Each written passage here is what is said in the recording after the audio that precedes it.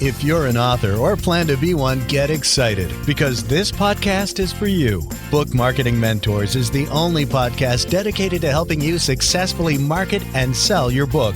If you're ready for empowering conversations with successful marketing mavens, then grab a coffee or tea and listen in to your host, international best-selling author Susan Friedman. Welcome to Book Marketing Mentors, the weekly podcast where you learn proven strategies, tools, ideas, and tips from the masters. Every week, I introduce you to a marketing master who will share their expertise to help you market and sell more books. Today, my special guest is Emilie Davis. Emilie is a 15-plus year marketing veteran, and she champions authenticity as the key to success. Her approach empowers passionate entrepreneurs, coaches, and consultants, fostering genuine self-expression and crafting marketing strategies that ignite business growth with enthusiasm and not exhaustion. As founder of Link House Consultants, a story brand guide, and Wix Legend partner, she specializes in turning authors' websites into captivating magic mirrors, reflecting each client's unique identity to motivate inspired action. Emilie's extraordinary high-heeled shoe collection serves as inspiration for others to embrace their authenticity. She's a speaker colleague, a dear friend, and designer of my Aviva Publishing website. Emilie, what an absolute pleasure it is to welcome you to the show, and thank you for being this week's guest expert and mentor. Thank you, Susan. It's delightful to be here. Oh, I wish people could see your high heels, and I know you showed them to me before.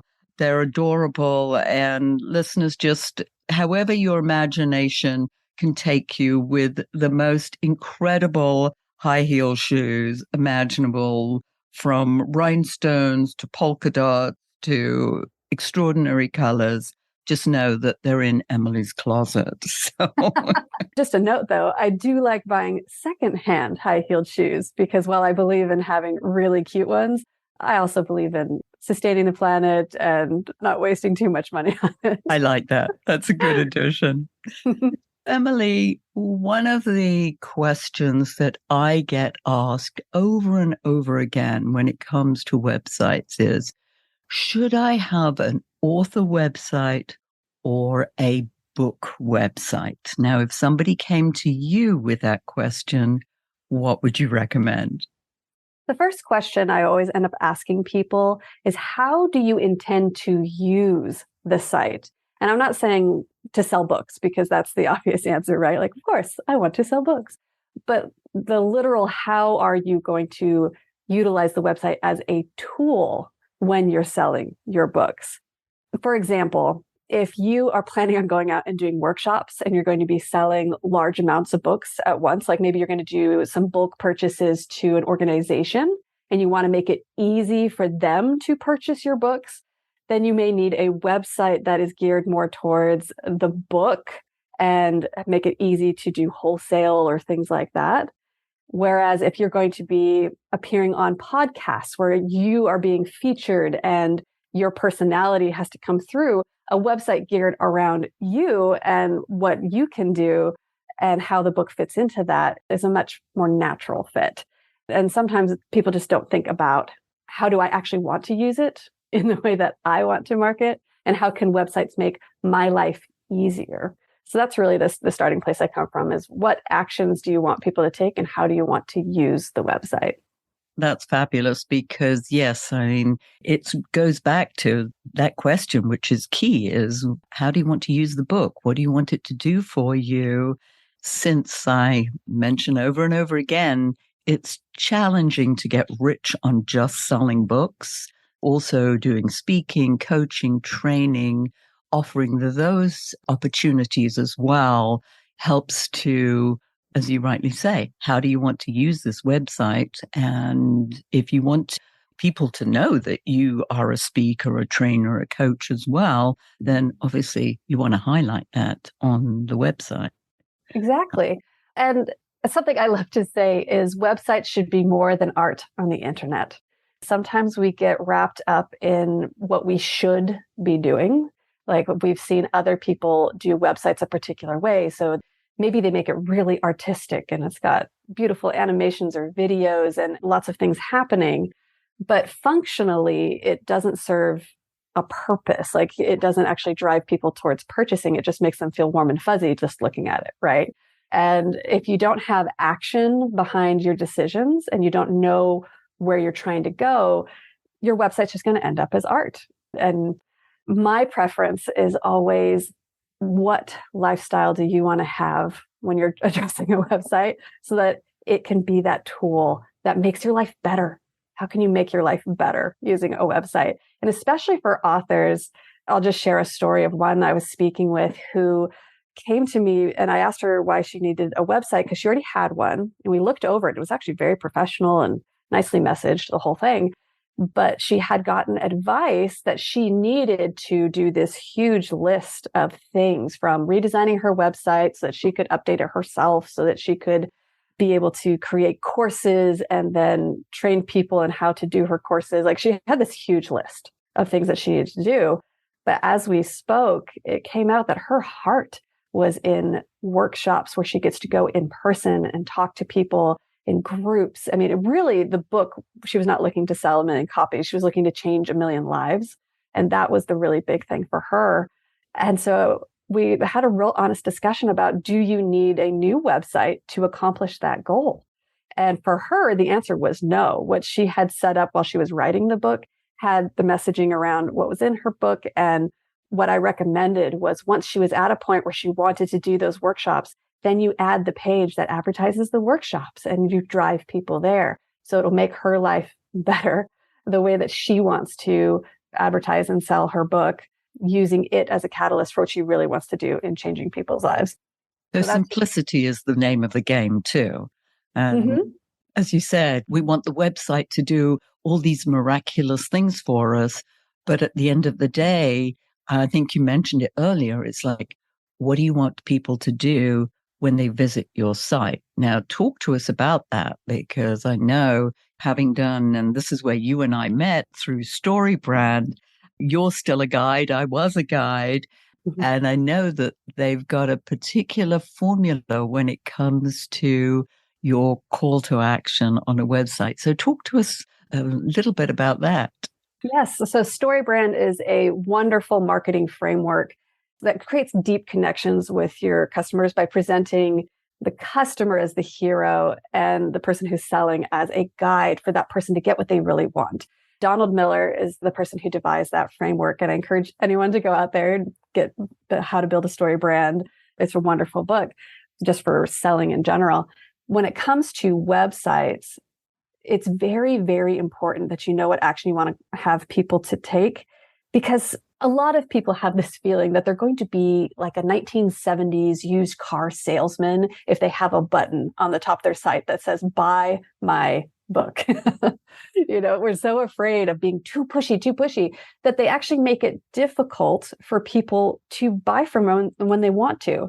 So the purpose in StoryBrand of how you lay out your website is to make sure that you speak directly to the client or customer's problem upfront. There's what we call the grunt test for the first part of the page that you see, the part that immediately loads, making sure that immediately someone within 5 seconds or less can tell what you do. What is it that you are providing? And a lot of times we try to use really vague terms or artistic terms to make us sound cool or look cool, or to be witty, as opposed to being clear that, become a better athlete. If that's what your book teaches people to do that. Make more money. Just being really, really clear on what it is that you do or your book does, so that people don't have to spend too much time thinking through that. And the call to action of buying the book or scheduling a consultation or find your next workshop, those actions need to be thought through before you build the website, because you want the messaging to direct people to take that action. A lot of times we're just like, oh, I just want them to buy the book. how do you want them to buy the book? Do you want them to buy it through Amazon? Do you want them to buy it through you and then you're fulfilling it? You want to make sure that the customer experience is crafted on the site towards what you really want to be delivering and how you want your life to be, what actions you want them to take. And don't fool yourself into thinking you don't want them to take an action, or even worse, that you just want to inform them, because nobody just wants to be informed on the internet. There's no secret that they're on your website because you want something from them, Yeah. right? We all know that. And that call to action is like that one clear call to action that, I know that listeners, if you go to the Aviva Publishing website, you can set up a strategy session with me, a call, it's a free call. It's like having one call to action, and you'll see that throughout my website and anything that Emilie designs is that there is one call to action that goes right the way through. So people know exactly what they need to do if they want to take the next step, working with me or just even speaking to me. So, yeah, I know that that's something that is part of the whole story brand template, is to definitely have just one call to action. Another question I get, Emilie, is when? When should I have a website in this whole marketing process? Is there a particular time that would be better than others to actually have a website? I think a lot of people wait a little too long to put up a website because they're like, well, I'll do it once it's published. I would recommend against doing that because, again, going back to how do you want to use the site? And if you're publishing the book, you want to generate interest in the book, excitement around the book. And hopefully you're setting up ways that you're going to be selling the book, right? Using it on podcasts or at workshops. And if you're setting those things up, once you have the primary message of the book, if you know how it's going to help people, that's when I think you should go ahead and start looking at doing a website so that you can drive people to either sign up to be notified when it becomes available or to schedule a call with you to talk about when the book comes out, we're going to do X, Y, and Z together. What actions do you want people to take to prepare for the selling of your book? And that can really help you in your marketing lead up to the release of the book, to have a place that you can send people that says, this is what my book is about. Here's an answer to your questions. And not to be afraid to change it once the book launches, because the content that you have up front and center before the book launches may be different than after the book launches. But, with the way that websites work today, it's really not that big a deal anymore to change text on a website and to gear it towards what you need today versus what you need in 6 months. And so again, going back to use your website as a tool. It's there for you. You're not there for it. Oh, I love that. It is a tool. That's all it is. Yeah. And you're right. I mean, I've got authors who, once they've got the book cover, they have that on the website. And, it's going to be published in fall of 2023 or spring of 2024. It doesn't matter. And you can even have a form, get on our list to be the first to hear when the book's launching. Exactly. Well, and I know some people, again, worried that, I don't have a finalized cover. And again, it's okay. We can use mock-ups. You can have a cover reveal. That's really big on the internet right now, is when authors are releasing books. Do the cover reveal on your own website so that people can see what it's going to look like. And you can bring people along during the process. And even if your book shifts in editing or something, again, it's your website. It's your tool. Don't feel like it's sacred and you can never change it once it's up there. Partner with someone that will help you as it evolves so that you get what you need today from your website, not what you might need in 8 months. There are so many people out there designing websites, and you also have software that you can do it yourself.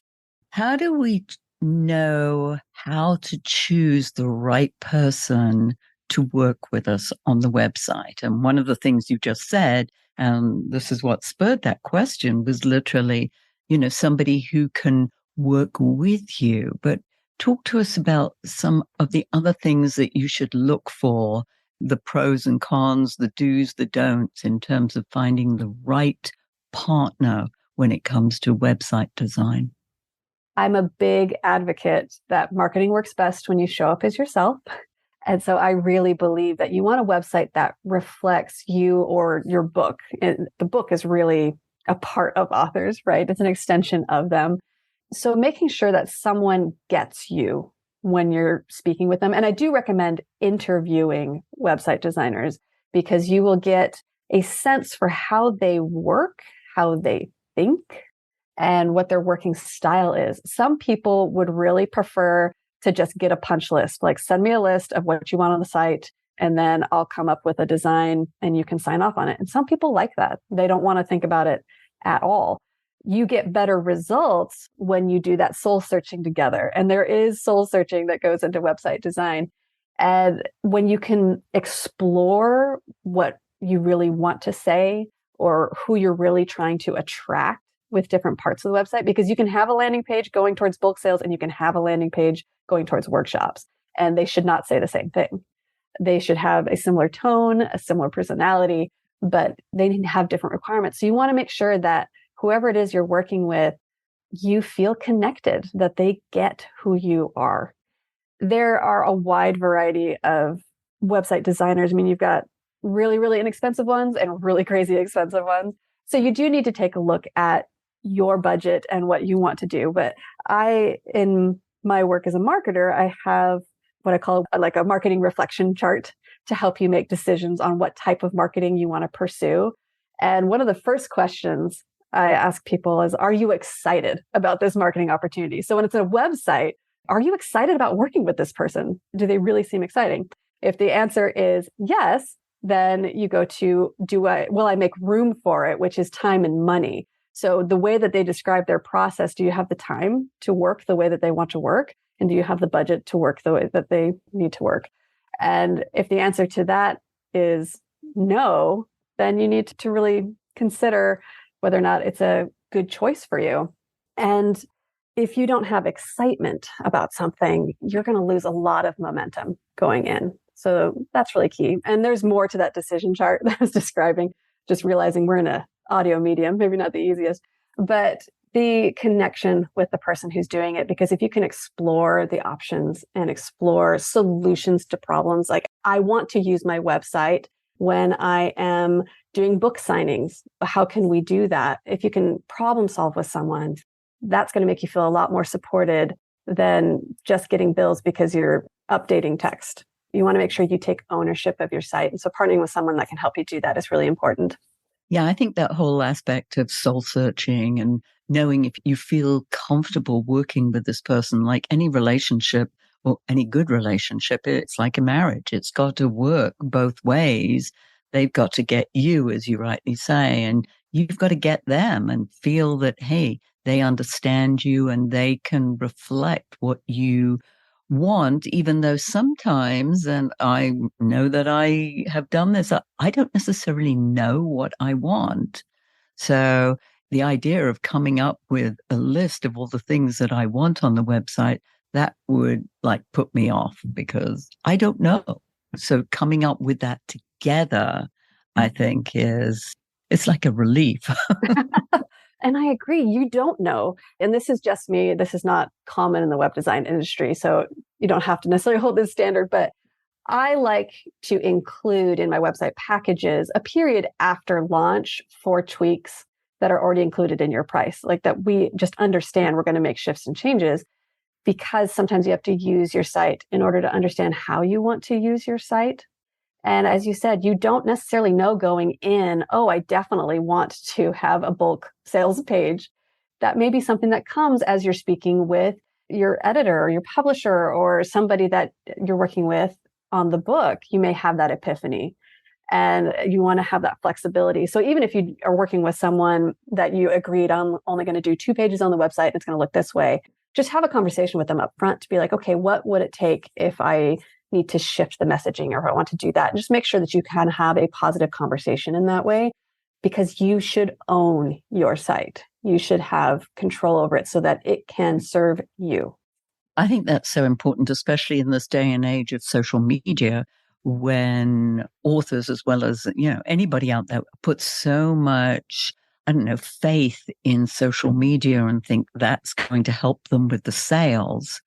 Whereas if that goes away tomorrow, you've got nothing left. And so the idea of your own website and then, of course, building an email list through that website is gold dust. That's true. When you have ownership of the communication that you have with people who are interested, that's really important. I also like to say websites, they're like houses, and you can build an English cottage, a cute little English cottage in the woods, or you can build a gigantic mansion. Either one is fine as long as it serves the purpose that you have for it. What do you need it to do? And the way the internet works is not that you put up a website and then magically thousands of people show up on it and give you money. I wish it did, but it doesn't work that way. You still have to build roads. And again, you can build a cute little country lane that goes to your cottage, or you can build an 18-lane highway. You just have to understand there's differences in cost and effort and all of that sort of a thing. You know, I'm not saying this to try to make people feel overwhelmed with building a website. It actually can be a really great focusing tool for you to figure out, how do I want to sell my book? How do I want to show up for other people? And how do I want to work with people? What do I want this to do for me? A website, all that soul searching will help you get focus. And so going back to your question of when should I put up my website? Well, when do you want some focus? When do you want to have something that can help you start now in selling your book and promoting your book? That's when you need to get a website. And starting that email list and building that database from the website from the get-go is a starting point. And then using social media potentially to encourage people to sign up on your website for some kind of freebie, lead magnet, ethical bribe, whatever you want to call that. Exactly. Is to get their name and email address. That's invaluable. And of course, now, you know, how many lists are we on? And we're like, oh no, not another list. You've got to respect that list when you build it and not overdo it with promotion. Otherwise, people will, one, ignore everything you send out, or they'll just unsubscribe. Well, and really, you just want to provide value. Whatever you're sending out, make sure that if you were to receive your own email, would it provide value to you? And I know you've had fabulous email experts come on this podcast as well. And there's a lot of strategy behind what you do after you get the email. But don't be afraid to ask for it if you genuinely want to provide value. You want people to get your book, not just to make money, but because you have something to say. And you spent all this time saying it.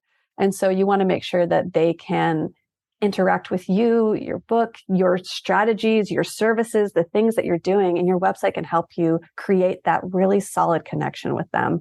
So don't be afraid to ask. Don't be afraid to do a direct call to action.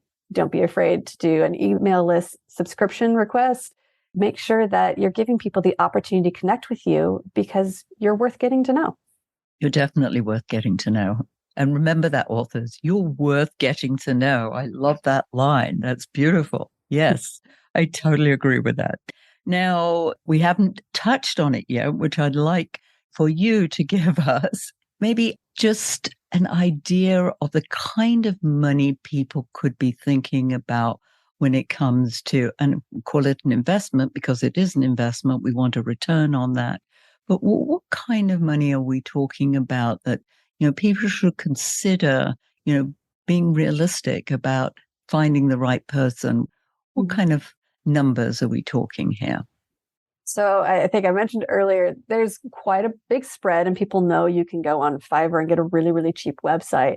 But you always need to consider, what's the experience I want to have when I'm creating it? And what is the maintenance long term? Those two things influence cost quite a bit, because you can get really cheap hosting, but you usually end up having a lot more problems with security or not working properly or being slow and things like that over the long term. And so you can be penny wise and pound foolish when it comes to that.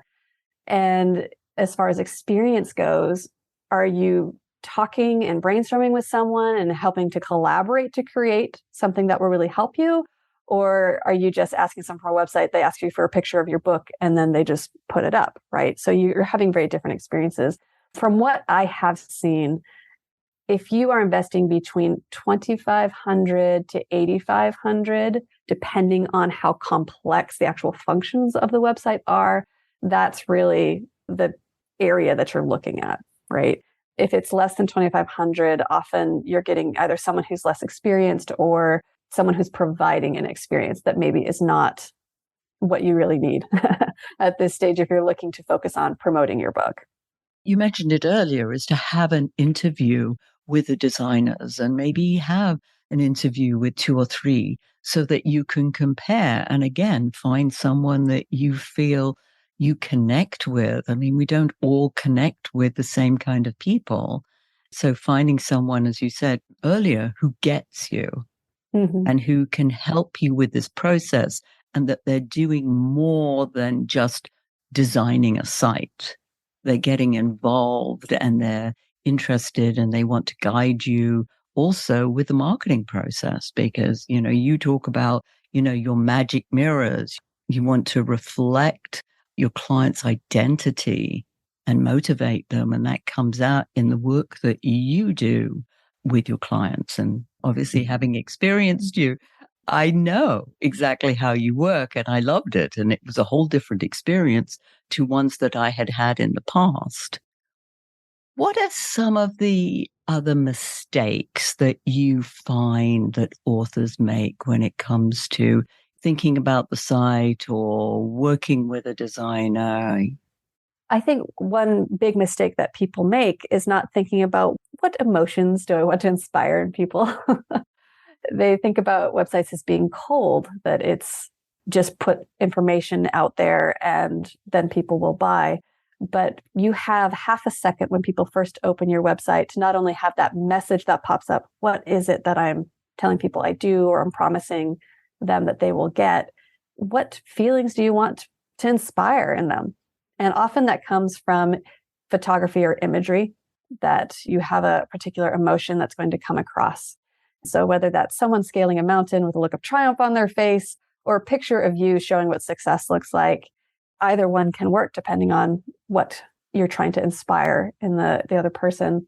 The number one mistake is not thinking through the actions you want people to take and people building a website around what they have seen others do instead of what actually fits into what they want and how they want to use their website and not thinking through that.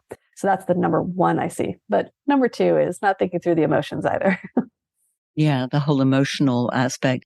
And then once you've got that messaging is to be consistent with that. So Yes. wherever you find yourself, either as a podcast guest or even writing on social media or posting, that message is consistent.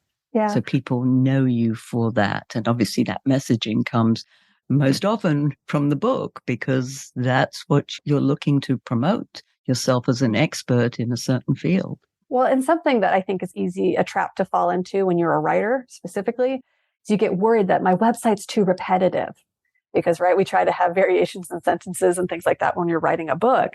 But on a website, marketing is actually about repetition. And you have to remember that most people are not going to read every word of your site. They're going to skim it.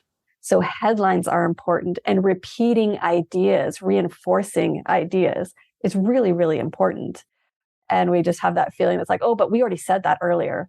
But the chances are the person didn't see it the first time or the second time, but they caught it the third time.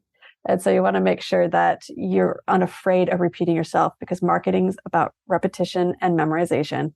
If you think about ads that you've seen, they often have the same catchphrase over and over. Every ad will have new imagery, new things to entertain us. But we remember what the ad said because we've heard it before. And so think about that on your website too. A lot of your authors are probably coaches or consultants or just have experience where they recognize that it can be hard to do something for yourself. Like the example is always you're inside of a jar and you can't read your own label, but you can read everyone else's. So even on your website, it may be tempting to do all your own messaging because, well, I wrote the book, I should be able to write the website. It is really helpful to have somebody on the outside help you to clarify that message and to put it in the right order so that you had the clarity on the book, but let somebody else help you to get that clarity on the website. Something I know you do particularly well is to help people with that, because I know when I came to you, I wasn't exactly sure of the messaging, and you helped, synthesize that. So that is a brilliance that you add to the services that you offer, which is a great segue, of course, into you telling us about the services that you, through Link House Consultants, can offer our listeners.